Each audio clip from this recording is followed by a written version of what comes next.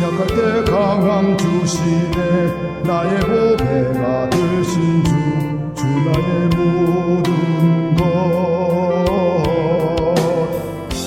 주 안에 있는 보물을 나는 포기할 수 없네 주 나의 모든 것 예수 어린 양 존귀한 이름 예수 어린 양 존귀한 이름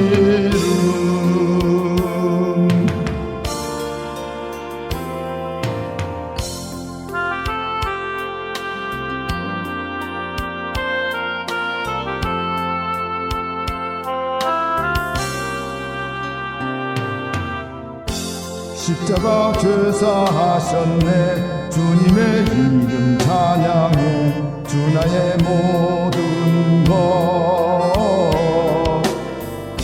쓰러진 나를 세우고 나의 빈잔을 채우네 주 나의 모든 것 예수 어린 양 존귀한 이름 예수 어린 양 존귀한 이름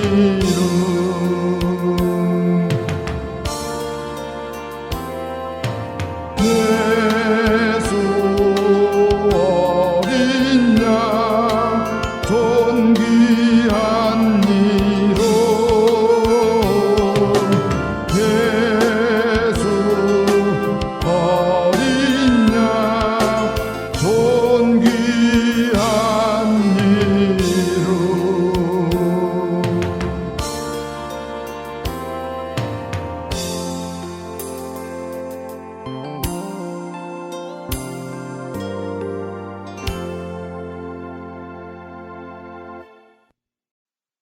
이대구 목사의 신앙간증 에피소드 38번 찬양관이 같은 당회장을 만나게 해주심. 한국 영계의 거장이시고 초대형 교회를 담임하시던 목사님을 나처럼 피라미 찬양대 지휘자가 감히 어떻게 해볼 수는 전혀 없고 내가 만약 당회장을 불만스럽게 생각하면 오히려 나에게 해가 되기에 2년 동안 지휘를 하고 다른 곳으로 옮기기 위해 하나님께 기도하기 시작했습니다. 하나님, 올바른 찬양관을 가지고 목회하시는 목사님과 함께 온전히 하나님께만 영광을 드리는 찬양대를 지휘할 수 있도록 인도해 주옵소서. 3개월 동안 기도 끝에 옮기게 된 교회가 대학로에 있는 통합측 통승교회입니다. 그 당시 담임 목사님은 박승은 목사님이신데 성결교단에서 목회와 신학대학에서 교수도 하셨던 분을 장로교 통합측교회에서 청빙했다고 들었습니다. 내가 그 교회에서 7년 동안 찬양대를 지휘했는데 참 본받을 목사님이시고 찬양관이 아주 올바른 분이셨습니다. 저의 개인적인 신앙 간증인데 저를 영적으로 성장할 수 있도록 기도 많이 하신 분들을 하나님께서 내 곁에 항상 붙여주셨습니다. 그분을 통해 어느 정도 성장하면 영적으로 더 깊은 분을 인도해 주시고 또 어떤 문제가 있으면 바꿔주셔서 목사 안수를 받기 전까지 인도해 주셨습니다. 처음 나를 이끌어 주셨던 분은 고등학교 국어 선생님이셨고 집사님이셨는데 그분은 나중에 학교에 사표를 내고 밤새워 기도하는 분이셨습니다. 이분이 나를 만날 때 이미 많은 은사를 가지고 있었고 특별히 방언 통역을 잘 해주셨는데 그분은 내가 방언을 하면 동시 통역을 해주셨습니다. 그분의 간증에 하나님의 은사가 어디까지인지를 모를 정도로 매일 새롭다고 말을 했습니다. 사실 영적 체험을 못한 분들은 전혀 이해할 수 없는 부분입니다. 이 부분에 대해서 조금 실제 예를 들어 설명을 해보겠습니다. 내가 북학에서 대학에 다닐 때인데 엑스폴로 74 행사에 서울음대 여학생이 기도 중에 방언을 받았으며 특히 영어 방언을 받았고 통변의 은사까지 함께 받았기에 외국 사람들 안내위원으로 봉사했다고 우리 기도학생회 예배 때 간증을 하면서 유창하게 영어를 시범적으로 하는 것을 바로 옆에서 들었습니다. 또한 하늘산 이천석 목사님은 외국어를 전혀 할 줄 모르는데 부득이 국제회의에 참석하게 되었고 모든 사람들 앞에서 간증을 해야 해서 어떻게 할까 고민 중 성령님께서 방언으로 하라 하셔서 마이크를 잡고 방언을 시작하니 어떤 분이 나와 그 방언을 성령님께서 영어로 통역하라고 하셨다고 하면서 통역해 주어 무사히 마쳤다고 했습니다. 나에게 방언 통역을 해 주었던 분도 어느 날 성령님께서 여의도 순복음교회 영어로 예배드리는 곳에 들어가라고 하셔서 저 영어를 잘 못한다고 말씀드리니 그래도 들어가라 하셨는데 영어 설교가 한국어처럼 잘 들렸다고 나에게 간증했습니다. 그러니 혹시 성령의 은사 체험을 못하신 분은 성경에 나타난 은사가 지금도 아주 생생하게 일어나고 있음을 꼭 믿으시기 바랍니다.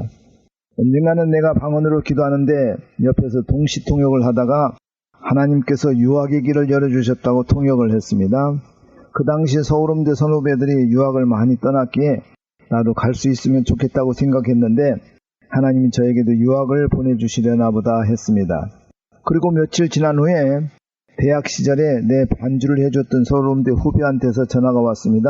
형님, 다른 사람들은 다 유학을 떠났는데 왜 형님은 유학을 안 가십니까? 그래서 야, 그렇지 않아도 하나님께서 유학의 문을 열어주셨다고 말씀하셨다 그랬더니 그러면 이태리에 있는 친구들에게 연락을 해서 초청장을 보내오도록 하겠습니다. 그리고 며칠 있다가 그 당시 널리 알려진 소프라노 어느 사람과 연결이 되어 그 대학에서 초청장을 보내오도록 했다고 하면서 그 비용을 보내달라고 했습니다. 이태리 어느 대학에 초청장을 받고 유학을 준비하기 시작했습니다. 제 아내도 동네 양품점을 본격적으로 했으며 나도 이태리어 공부를 시작해 세월이 조금 흘렀는데 그날 또 내 방언 통역을 하다가 하나님께서 유학 전에 신학을 먼저 하라고 하십니다라고 해서 내가 그분께 좀 따졌습니다. 왜 성령님은 이랬다 저랬다 하십니까? 불평스럽게 말하니 그 이유를 몇 가지 말씀하셨습니다. 첫째는 지금 유학을 떠나면 제 아내와 이혼할 가능성이 많다고 하셨습니다. 둘째, 너는 순전히 전적인 하나님의 은혜로 여기까지 왔고 유학도 하게 하려고 했는데 귀국하여 교수가 되면 하나님의 은혜는 잊어버리고 내가 잘난 척하고 교만할 가능성이 많다고 하셨습니다.